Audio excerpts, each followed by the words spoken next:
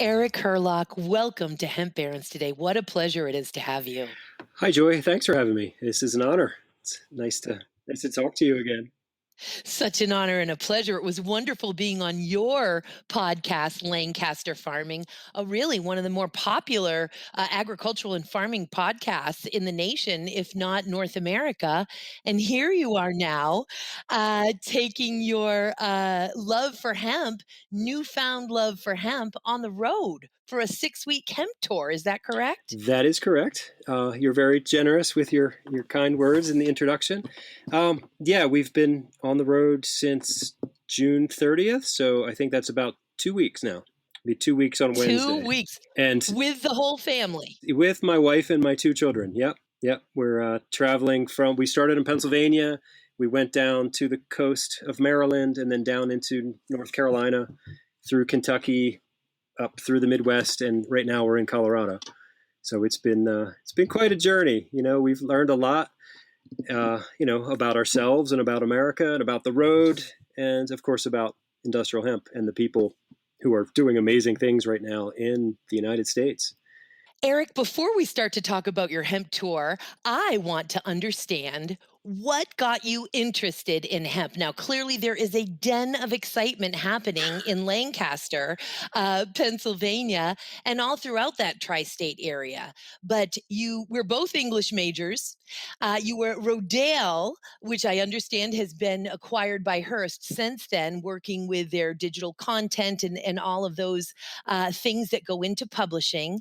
And then you went into joined Lancaster Farming a little over 6 years ago. Tell us about what brought you to this place where now you're inspired to literally live with the wife and the two children in that small vehicle on this incredible hemp tour this summer. Right. Yeah. Well, where do I start? So there's a few different threads that I can weave together. Job career wise, I say career, I use that term loosely. I've always sort of considered what I do is like I've had a loosely related series of odd jobs over the course of adulthood. But, sort of in my late 30s and now 40s, I've sort of landed in, publishing. I think I started there after graduation, but I took a detour through different things. I trained as an electrician in the family trade with my uncle. I used to do solar installations. I've painted houses. I was a teacher at a middle school for 3 years. I've done a lot of different things. But where did the interest in hemp come from? I read Jack Herer's book many years ago, actually in Boulder in 1994, sitting on a porch on Arapahoe Avenue down there, not far from where I am now. That book, sort of landed on the porch, and I don't know whose it was or where it came from, but I sort of devoured it, like, wait, what is this? I mean, of course I knew about marijuana and cannabis and its connection to hemp, but there was only like stories like, oh, George Washington grew hemp, and that was like this sort of revolutionary idea in the early 90s. Like, what are you talking about? You didn't learn about that. You learned about the cherry tree and all the other sort of nonsense they feed you. So that book planted seeds in my mind, in my spirit, heart, whatever. You and me both. Right. And that was just always in there. And so fast forward, to now, working at Lancaster Farming newspaper. I started there, I guess in 2015 as the digital editor. So I was responsible for the websites and social media stuff. And like you said about Rodale, I did a similar job at Organic Gardening magazine, which it's another historic publication that is no longer with us, but really just a very influential magazine. It was published first by J.I. Rodale in, I think, 1947. And so that's a long time ago.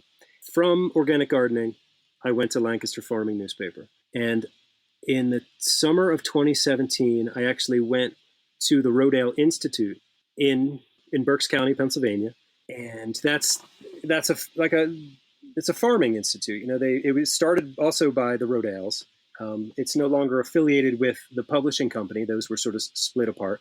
But they've been doing these side-by-side field trials between organic agriculture and conventional agriculture, and I think they've been doing those since the 80s.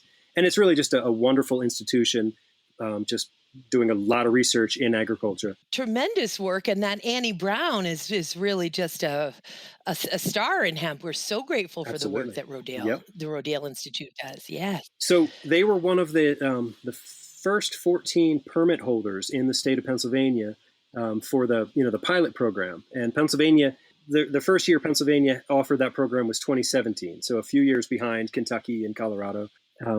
But so that first year there were 14 permits granted, and the Rodale Institute had one of them. And so I went there to cover a field day they were having. I think I was covering some trial about insectary strips along brassicas or something, something like that, something very farmery that I was covering for the paper. But I also went and checked out the hemp stand. There was four acres of hemp, and it was taller than me, and it was thick and green and lush. And immediately I just went back, in my mind to that book. I'm like, oh, it's happening now, right? Like, I knew that the 2014 Farm Bill sort of cleared the way for hemp, but I didn't really know what that was going to look like. 2017, I saw this stand of hemp, and I had a flash, to a vision of a world where we make everything, or as much as we can, out of plants, right? We suck the carbon out of the atmosphere, and we lock it up in the soil and into the biomass of the plants, and it's a viable alternative to the way we're manufacturing now, where everything is based on petroleum. I don't know. I still have the vision. I can still see it. So it's sort of the mission I'm on at this point, is to share that vision with other people and to also connect with the people out there who also have that vision. No, it's just so wonderful. For the listeners, Eric and I can see each other, so he can see me moving my head around here as I just am so moved by, first of all, how it feels. And I got goosebumps when you said, there I was, and I'm in the hemp, and I get this memory, it's a memory, but now it's the present day where you realize it's happening. And as you and I both know, that vision or that dream that we and so many of us share in reality is simply a necessity and an inevitability as we move forward in trying to ascertain how humans can live on the planet Earth in harmony with the planet itself and with all of the other living creatures and with each other. So I think part of why it's happening is not only because so many dreamers and visionaries and advocates have been dreaming and visioning and working toward this for so many decades. It's because it's inevitable that we will eventually figure out as humans how to live in harmony with this planet. And I think plants are here to serve. Our survival depends on it. If we don't figure this out, we're just done, and it did not take us long to screw this place up. What, 200 years?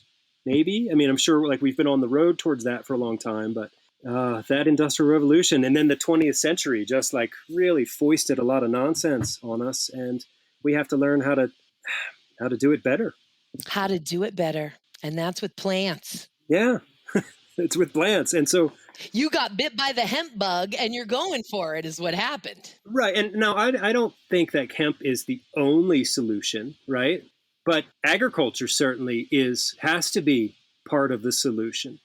And that means farmers. That means, the people who know how to grow the plants, And so getting back to, my story towards hemp and how this podcast and this trip came about, I found myself at Lancaster Farming, and the farm bill was coming down the road, and it was like a sort of a perfect storm. I hate to use that. It's definitely a cliche, but it all came together. So in 2017, I saw that stand of hemp. And then later that summer, I saw another field of hemp up at Penn State University. And so that first summer, I saw two fields of hemp. So two of the 14 permit holders. And over the next year, it was 2017 into 2018, that next spring, I was covering an event at a place called Four Seasons. It's a vegetable distributor in Lancaster County in Ephrata, and it was a PASA event. PASA is the Pennsylvania Association for Sustainable Agriculture. So I was covering an event for them, and the owner of the Four Seasons Produce, he pulled me aside and said, "Hey, I'm having a hemp event in June. It's like a luncheon. My friend Jeff is going to like talk about hemp for an hour. Will you come? From Lancaster Farming, will you come and check this out?" And yeah, absolutely, I would. So I went and I covered this event in June, and it was Jeff Whaling from the National Hemp Association, and he gave this amazing like sort of download, like what is hemp, what is hemp's potential, what is the market potential, what do we need to do, what do we know, what we don't know, and it was amazing. It was just incredible to hear that from him. And I was the only journalist there. I think I was the only one invited. There was no other press. So I wrote a story for the paper about it. And so that was June of 18. And around the same time at work, they were talking about farmer radio, they called it. They were like, "Hey, we want to do some kind of radio show." And I sort of raised my hand in a meeting and I'm like, "How about a podcast? Do you mean a podcast?" And like they sort of looked at me funny, not saying that I work with a bunch of Luddites or people who aren't in the modern age, but there was some, not everyone knew what a podcast was at that point, so I had to explain some of that. Um, and I have a sort of a background in recording. I'm a musician. I have a little home studio, so I've been using home recording software for most of my since I was about 15 or 16 or so. So that was sort of like in my skill set to try to put together some kind of audio. So they gave me the green light, like we'll do a podcast, a farming podcast, and I started with hemp, and I assumed I was going to do like 6 episodes about hemp, and then move to dairy or beef or like cover some other aspect of agriculture. And after about like 6 or 7 episodes, I'm like, wait, there's more to talk about here. There's just more. So I just kept going, and it started as the Lancaster Farming podcast, and it turned into the Lancaster Farming Industrial Hemp podcast, and it's been great. Like I've just connected with a lot of amazing people. Farmers, entrepreneurs, policymakers, visionaries, artists, ukulele makers. All sorts of different people are connected to hemp, and it's been just an honor to get to talk to them and see things from their perspective. I'm a storyteller, or I like to think that I am, or maybe I really just like to hear stories. So it's great for me to just get to call people up and have them talk to me and tell me stories. And in doing so, I've learned a lot about hemp. I'm not a farmer. I'm not a hemp farmer. I don't have a hemp business. I don't have any skin in the game. Essentially, I'm just curious from a journalistic point of view. Like when do you see an industry get born out of nothing? But then also an industry that has such like paradigm shifting potential and so much benefit built into it. You never see that. Like this is maybe a once in a lifetime chance that we have to just reinvent how we connect with the world. And so it's exciting. So that's just fuels my curiosity, and the sort of I love talking to people. I love hearing stories, like I said, and I've been able to capture it in a relatively professional sounding way from my little home studio. Oh, you do a fantastic job, Eric. It's wonderful. And you're such a great interviewer and a great storyteller yourself. And as I hear talking about, the first time and the first time, and yet I sit here and say to myself, but it's reemerging, right? These are everything old is new again. Car parts out of hemp, nothing new. Right, Henry right, Ford exactly. was making car parts out of hemp and weed and jute and sisal, way back in the 1940s. We just didn't call it, biocomposites at the time. It was more like a pinch hitter for defense, saving the heavy metals and the petroleum based plastic for the war effort and coming up with these other ideas for car parts. And so it's interesting because we are really watching the reemergence of the hemp industries. Now, certainly what has changed since the Marijuana Tax Act of 1937, which basically, as you well know, taxed and regulated hemp out of existence, is, for example, even things we couldn't see 30 years ago when I got into to hemp is to be able to see things on the nanoscale, right? A nanometer is a billionth of a meter. We didn't even have ability to look at things at that level 30 years ago, but now we sure can. And so when we talk about hemp and nanotechnology and hemp and supercapacitors and energy and fuel and all of the new innovations in research for industrial sealants and coatings and other things, and yet there are so many things about hemp that we don't need to change at all. Hempcrete has been around for hundreds and hundreds of years. Hemp, a special type of lime, and water, and that makes hempcrete.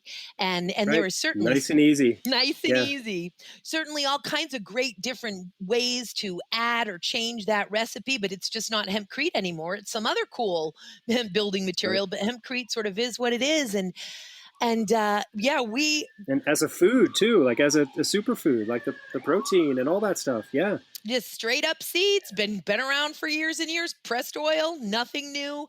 Still so nutritious.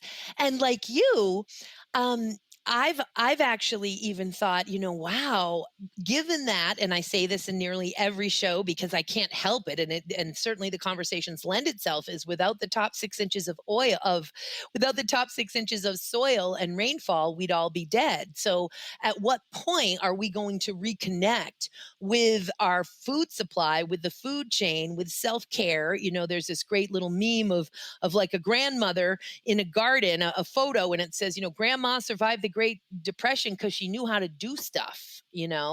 And I feel like hemp is that great connector to connect us. We are so disassociated from the source of our food and from agriculture and from farming and from, frankly, our own survival and our relationship to plants and the land. And I see hemp as being that catalyst and that connector to rediscover what we need, who we are, and how important agriculture is. And I've even started like thinking about. I wonder when we're going to start seeing hemp T-shirts that says farming is cool, agriculture is sexy. I mean, like it is time. It is time for us to learn all of those things. And so you've now embarked, and as you say, on the 30th of June for this 6-week tour. Talk about connecting. You're turning your own children, of course, onto this incredible um, trajectory. Tell us, how old are they, and what are some of the funny things you've been hearing out of their mouths of babes? Right. So I have two daughters, ages 12 and 10. The 12-year-old is just about to be 13. So there's a lot of like tweenness happening. Yes. It's there's a lot of boredom. There's a lot of bickering. There's a lot of like fighting about imaginary lines between couch cushions. It's just like it's a lot. The wisdom of bringing my whole family on the trip.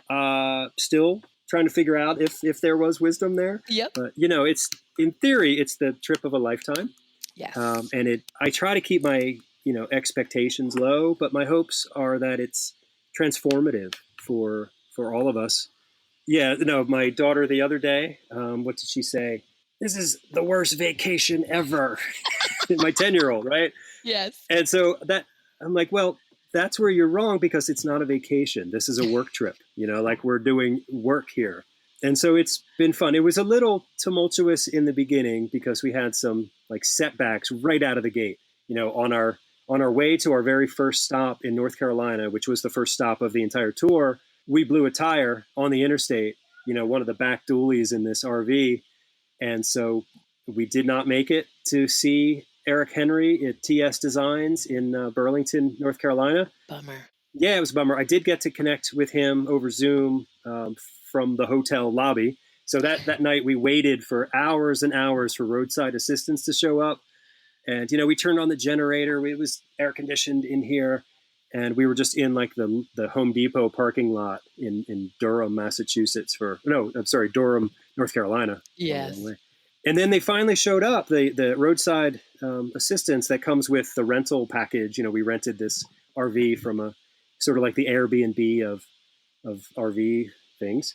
And the guy shows up in a minivan with a car jack, he's like, I have this 3-ton jack. How much does your RV weigh? Oh my God. 14,000 pounds, I think. And so He drove away, and we sort of drove slowly to a nearby hotel and waited it out.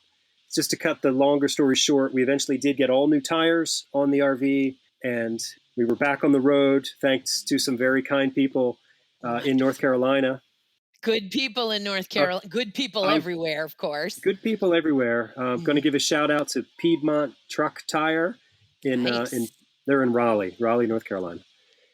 So, but we didn't get on the road the second day until 5 o'clock. So we missed our second stop, which was going to be at Gary Sykes's farm down in Polkton, North Carolina. Ah, Yeah, you probably know Gary, right? certainly know of him. Yeah, he's a legend. It's a bummer that we missed that, but we our campsite for that night was still 5 hours to the west. So we went to the campsite and spent the Fourth of July weekend in the near the Smoky Mountains, and then in the Smoky Mountains. We tried to put a little bit of fun in. We went to Dollywood, no, Dollyland. What's it called? I'm sorry, Dollywood. That's right. Um, Dolly Parton? Dolly Parton's amusement park in Pigeon Forge, Tennessee. We went there on the 4th of July, which at this point feels like the most American thing we could have done. I don't know how you feel about Dolly Parton, but I love her. I She think is she's great. wonderful. She Yeah, gets better. She was wonderful 30 years ago. She's even more amazing these days. right. Just strictly from a songwriting point of view, she's just so gifted.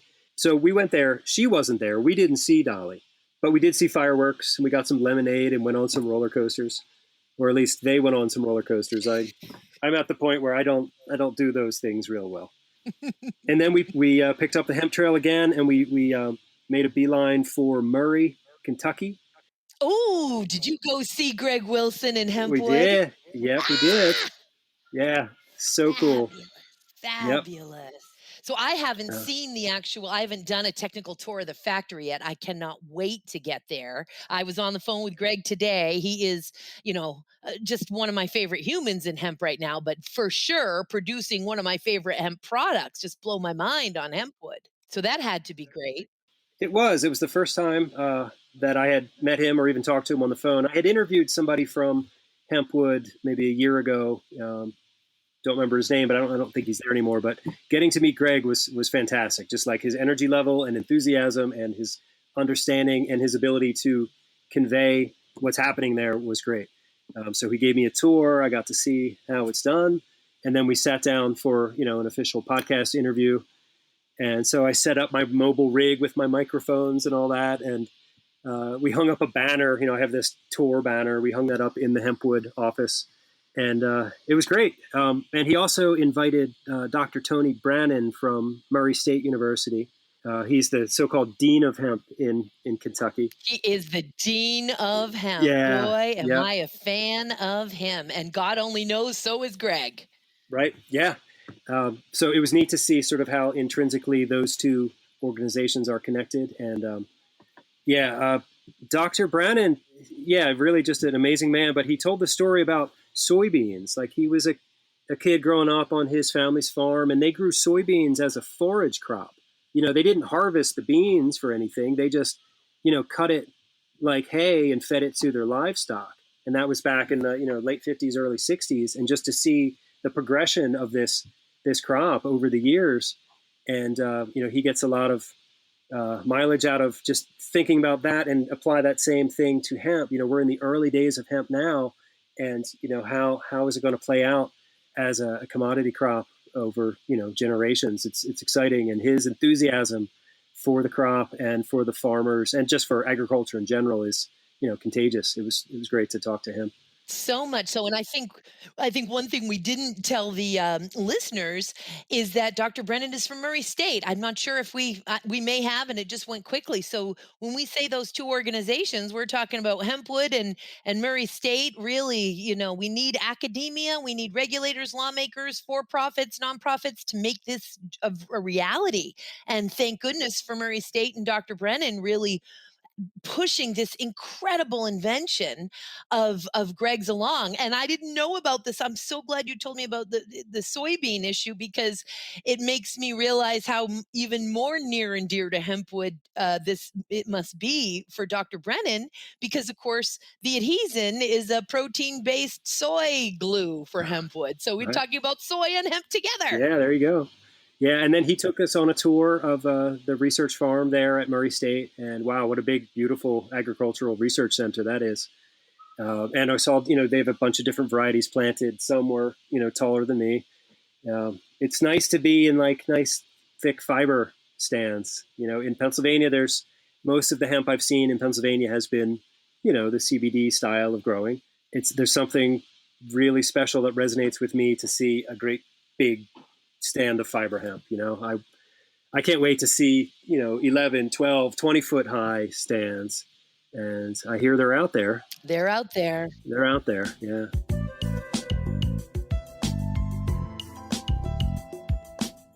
It says you and I know we've spoken about this before, Eric, is this, putting the cart before the horse or just working in tandem. It's like we certainly don't want farmers to grow just a ton of fiber hemp right now if they don't have infrastructure or a customer for it. We want the farmers are the heroes here, and yet we've got to give incentive for the entrepreneurs to invest in the infrastructure. So we can't wait to be seeing more and more of that hemp. So you got to see some tall fiber hemp, densely planted Yeah. fiber hemp growing in Murray. Yeah, but so even if the fire, this is just my own opinion here, but I don't think there'd be anything wrong with having an oversupply of fiber. Like if we could just grow it and stockpile it, it's not like it would be as detrimental as growing all this CBD and having no market. But we could You're stockpile some completely bales right of about hemp. that. Nope, that is Um, absolutely true.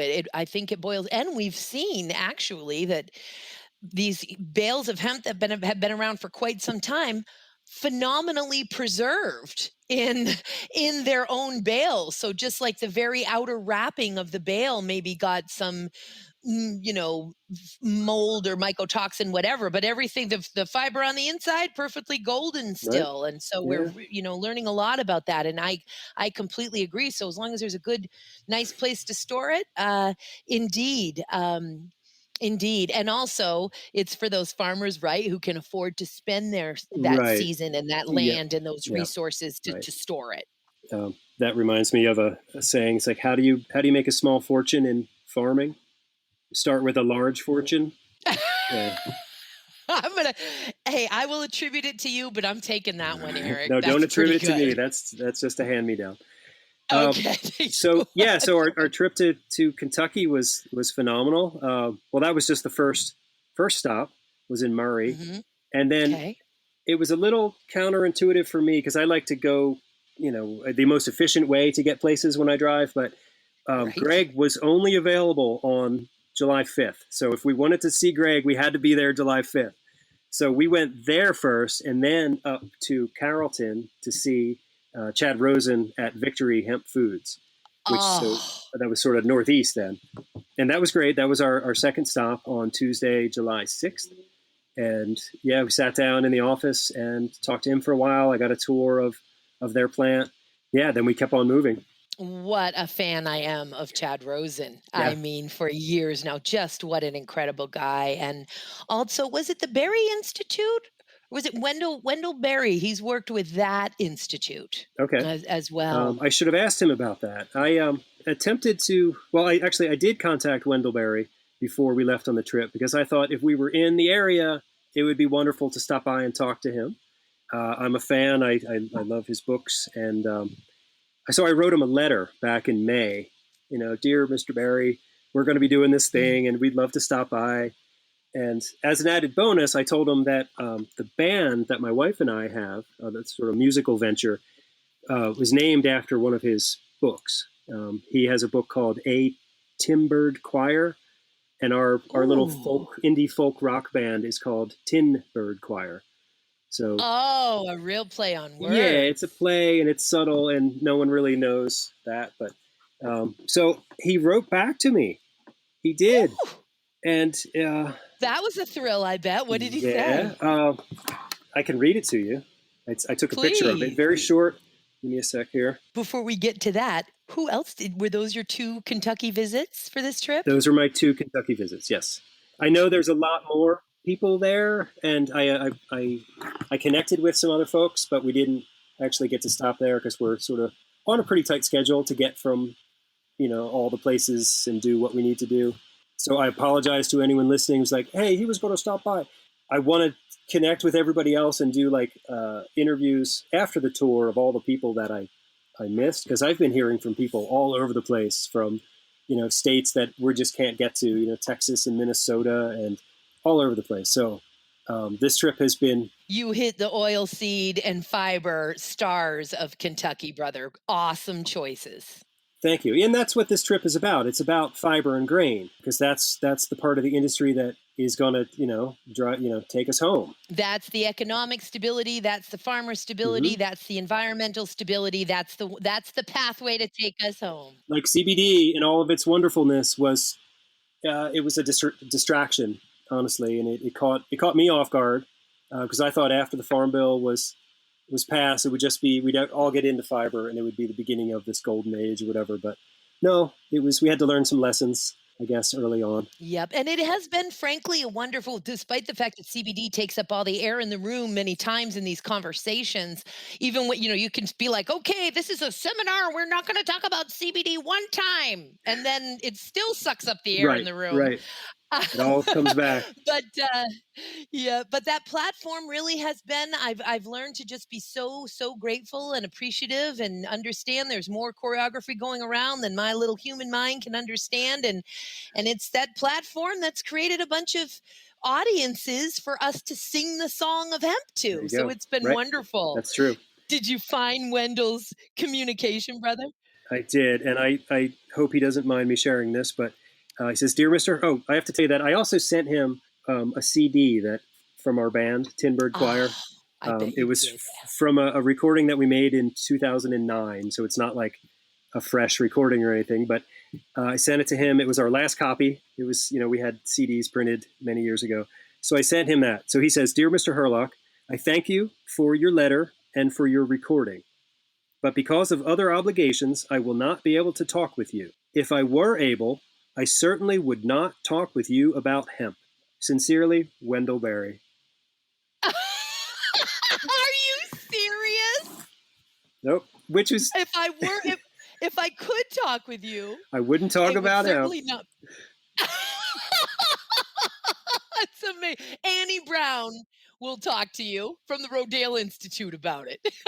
And so, I of course, I want to write him back and ask him why he doesn't want to talk about hemp, but that would inevitably draw him into doing exactly what he didn't want to do. So anyway, I'm just very, very grateful for Wendell Berry and the work he's done.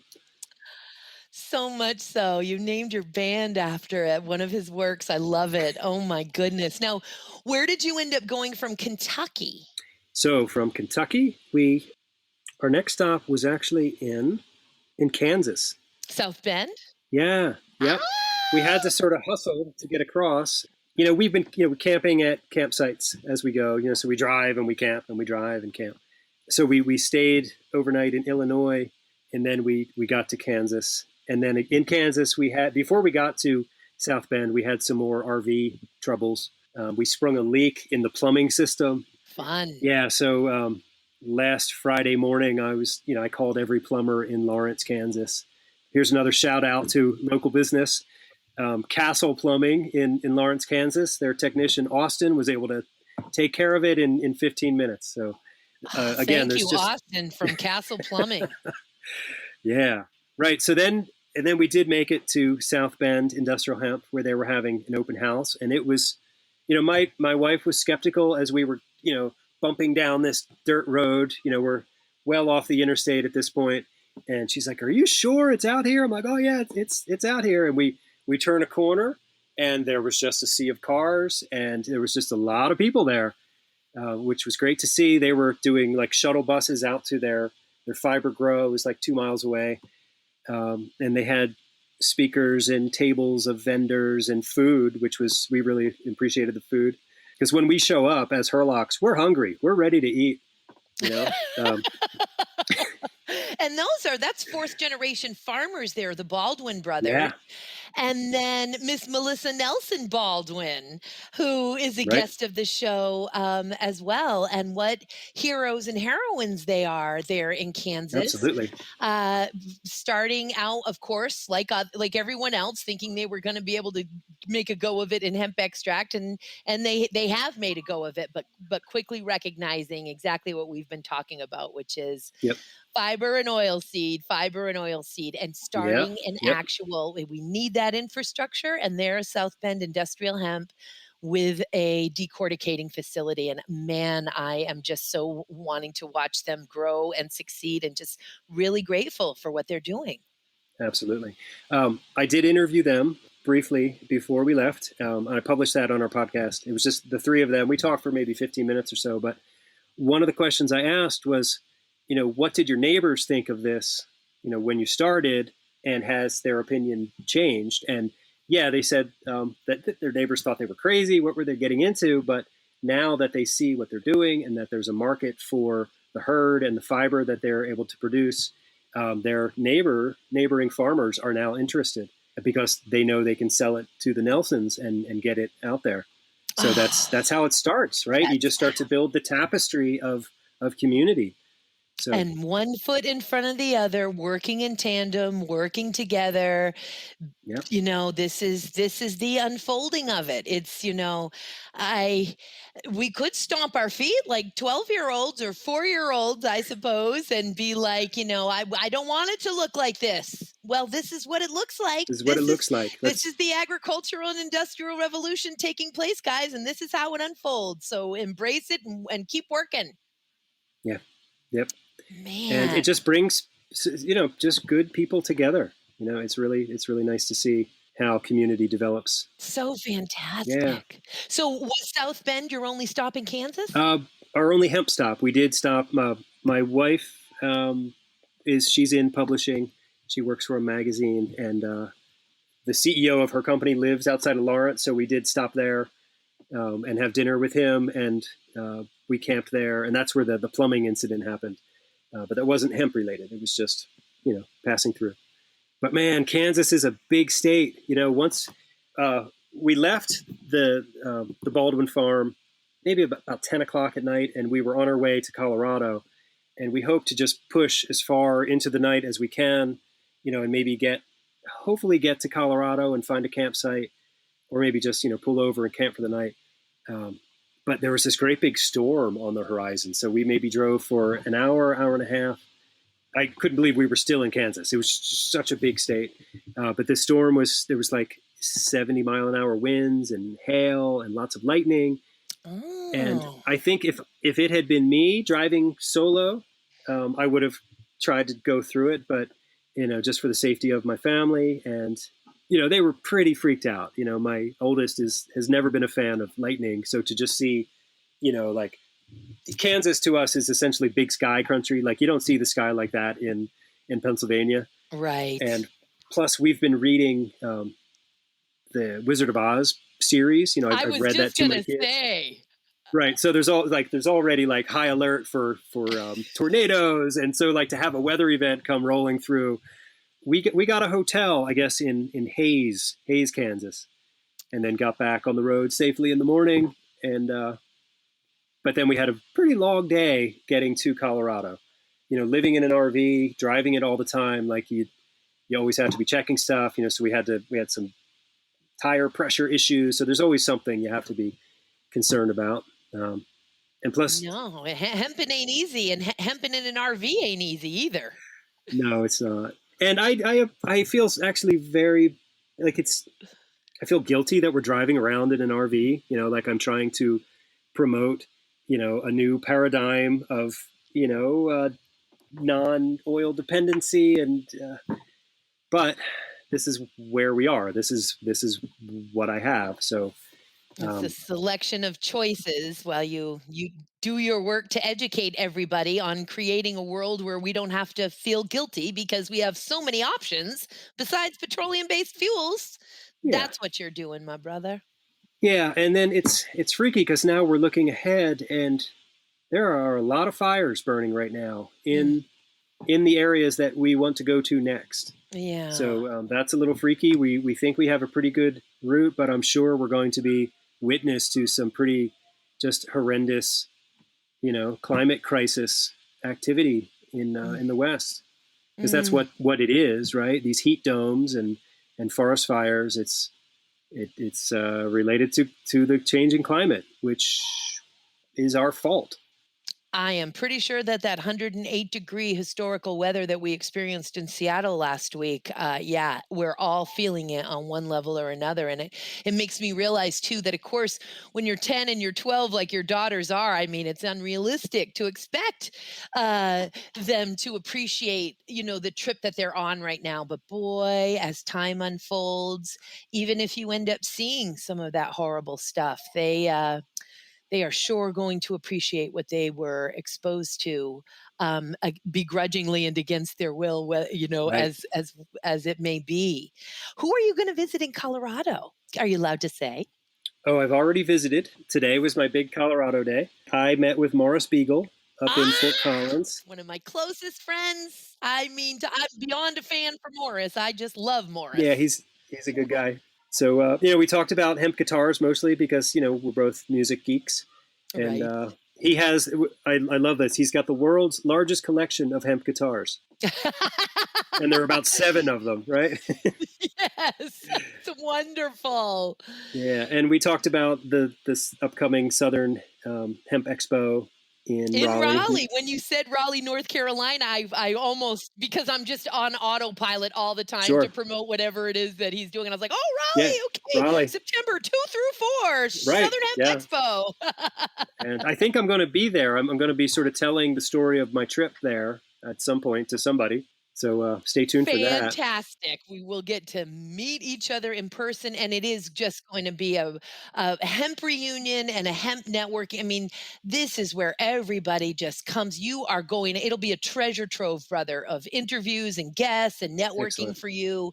It's Good. really fantastic. And so the listeners know as well that Morris Beagle and his business partners, Lizzie Knight, and Laura as well. They produce NOCO, the Northern Colorado Hemp Expo as well, which is the largest hemp conference and trade show in North America. Really fantastic. So you spent some time today with Mo and the Right. hemp guitars at Silver Yeah. Mountain Hemp Guitars. Right. Awesome. And then I went across town and I met with Wendy Mosher over at Wendy Mosier from New West New West Genetics. Genetics. Yeah, she's fantastic. We had a great conversation this afternoon. She is an Yep. advocate and so brilliant and just such a So high smart. Yep. quality human being. Yeah. Did you meet her husband, Dr. John McKay from Colorado State I University? did not, but she talked a lot about him and the work that he's doing, and so yeah, they're Mhm. doing some great stuff in genetics. So yeah, so that was my day today, and then I drove back to Boulder to get my family. We took the weekend off of RV life, and we got a hotel in Boulder, so we're sort of using this as our home base for the weekend until bright and early tomorrow morning. Because my wife is also working from the road, it's important that she has a good Wi-Fi connection, and it was kind of sketchy out there in the Midwest. Right, right. Of course it was. No, gotta work. I once drove across the country with my Verizon jetpack. Oh, Someone else was driving. I had my laptop plugged into an adapter into my cigarette lighter, and I had the Wi-Fi jetpack, and I basically worked while this incredible, wonderful friend of mine, a lawyer, believe it or not, drove my Prius across the country, and it mostly worked, but it's cool. important stuff. Yeah. Now, where are you headed? What's next? So tomorrow morning we're going to Monte Vista, Colorado, to visit Corbett Hefner at Formation Ag. So we're going to go down there tomorrow and see some, see the shop, see the products, see equipment, see corticators. So that's exciting because the folks in Kansas, they have one of their decorticators. Ah, oh, right. Of course they do. Yeah, Melissa just told me that. And I think sometimes the only people working harder than the farmers, and we're all working our butts off in hemp. My God, I work 14-hour days, but it's, all in front of a laptop most of the time. But the real hard, the physical ones, I have to say, but besides the farmers, are the formation ags and the Bish enterprises of the world. It's the people making the equipment for the right, farmers and right. working so hard. So you got to see some of that operation and some of their innovations. Well, I will tomorrow. That's tomorrow morning. Oh, you will tomorrow. Sorry, gosh, of Yeah, course we you will leave. tomorrow. It'll be actually tomorrow afternoon because we have to drive 4 hours to get there. But what I like about the stops on this trip is that they're sort of connected. So the stop in Kansas is connected to the stop in Monte Vista, the stop with Morris and Fort Collins with the hemp guitars are made from hemp wood, connected to Greg Wilson in Kentucky. And then also that's connected with one of our last stops. I'll get to that later, but there's a stop in Pennsylvania that connects with hempwood too. Oh, I am giddy over all of this. I mean, it's I'll get a little spiritual on everybody. You're just sowing this elixir, this plasma of agricultural and hemp revolution through this. This trip is practically ceremony. I freaking love it. It feels like a ceremony. Yeah. It is like a Sarah. I know the girls, the young girls probably aren't feeling that way about it, but that's okay. They'll figure it out later when they're older and have their own children. What was there was a couple of really neat things that I'm glad my kids witnessed so far on this trip. The first was our very first night in Assateague, in Maryland. We camped at Assateague Island, and we didn't get there until 10 o'clock at night. And it was the first time my kids saw the Milky Way, which, Oh, yeah, because where we wow. live, it's an hour west of Philadelphia, so there's no stars in the eastern sky. It's just golden haze. Yes. So it was great for them to see that. And then another thing in Kansas, just last Friday, there were some people there from Missouri, Chris and Cass. They're growers and hemp business people in in Missouri, and they're listeners to the show. So when they heard I was going to be at this thing, they changed their plans and drove 6 hours to meet us there. And my kids got to see the impact that the work I'm having, the impact the work I'm doing is having on people out in the world, and that was Oh, really nice. Um, wonderful. yeah. That is fantastic. And what about some of the I mean, I'm sitting here saying, what are the highlights of the trip? Every Mm. stop you make is a highlight of the trip. Kind of, yeah. Some of the other highlights. So we're gonna take a little family vacation cruise down to Mesa Verde, up to Moab, and then try to hightail it up to Northern California because we pick up the hemp trail in Oregon. So we have to dodge a lot of smoke plumes and potential dangerous situations as we make our way, through the desert and then through Northern California. But I am just like working on a whole lot of faith that everything's going to be okay, um, and so that's all I got. It's going to be okay. My wife, it doesn't always share my sort of simpleton optimism routine, whatever this is. But yeah, I think it's going to be fine. But we have a place to stay in a town of Fieldbrook, which is right where the redwoods meet the ocean, and that's exactly where we need to be, like that being just called there. And then we pick up the hemp trail and we make our way out to Montana.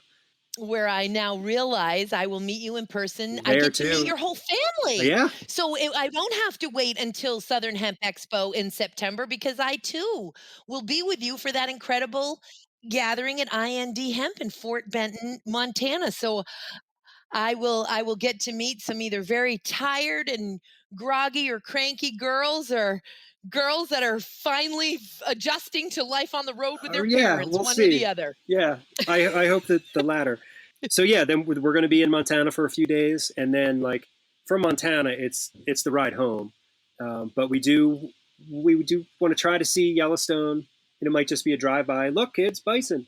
And then to South Dakota, where we are going to stop in and see a recording studio made from hempcrete in Rapid City that Cameron McIntosh is involved in. He's from Amerishon Cast Hemp, and the U.S. Hemp Builders Association. Americhanvre. Yeah. And then from there, we're Yes. going to go to De Smet, South Dakota, because again, I read to my kids all the time, and they're big fans of the Laura Ingalls Wilder series. So we're going to see the homestead, and then we're going to drop down to Lincoln, Nebraska, where the folks at the University of Nebraska Lincoln are having sort of I wouldn't say a hemp event, maybe like a open house field day sort of thing, and they're heavily involved in the grain pressing for oil.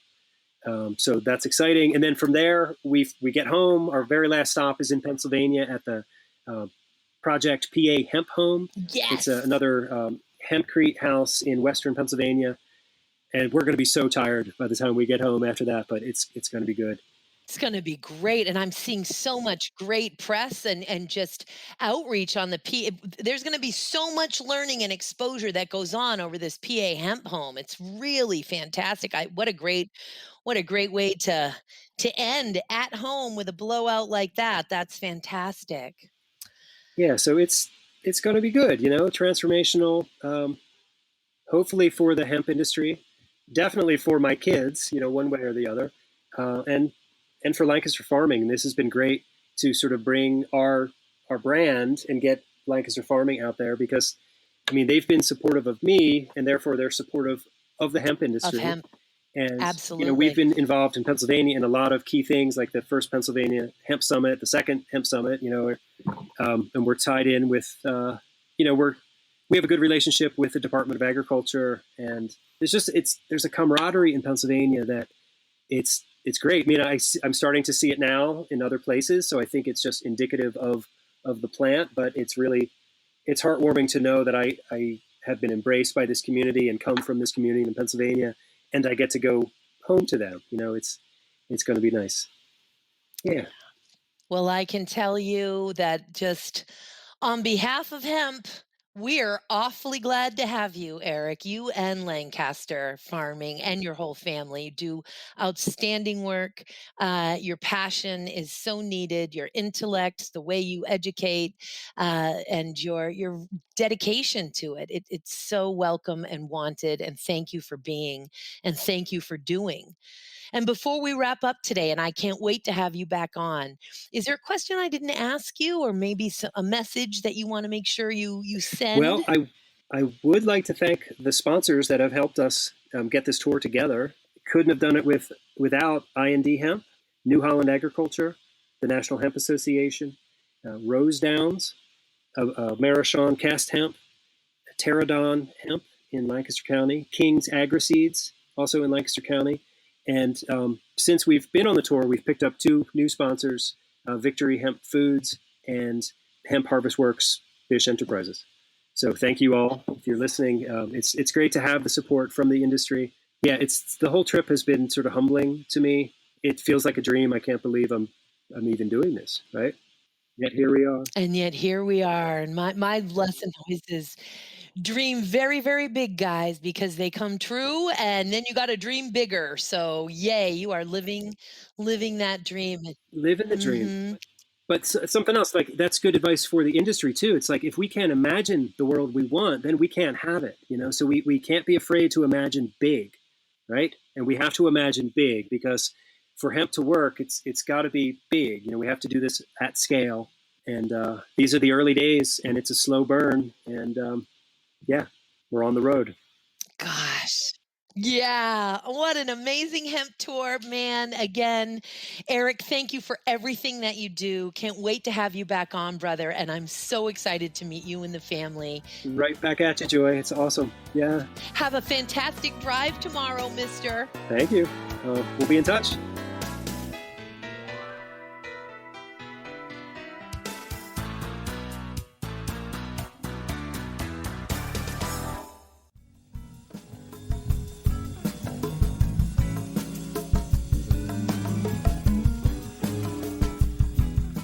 Hi, listeners. This is Maggie Kelly, co-host of the Cannabis Capital podcast, Blunt Truths from the Cannabis Economy. Join me and my co-host, Ross O'Brien, leading venture capitalist and the author of Cannabis Capital, How to Get Your Business Funded in the Cannabis Economy, as we go beyond the headlines and remnants of the green rush. If you're a cannabis investor or entrepreneur, Join us for thought-provoking, elevated conversations on the cannabis economy. Cannabis Capital, the podcast, premiering Thursday, September 16th. Okay, so pretend that you're done. I'll say, can you hear me? Is this thing on? And you say, Ross, I told you we're not done with the promo yet. I love that you want to script an interruption. I think it's funny. Is it not funny? Do you guys disagree? You think a lot of things are funny.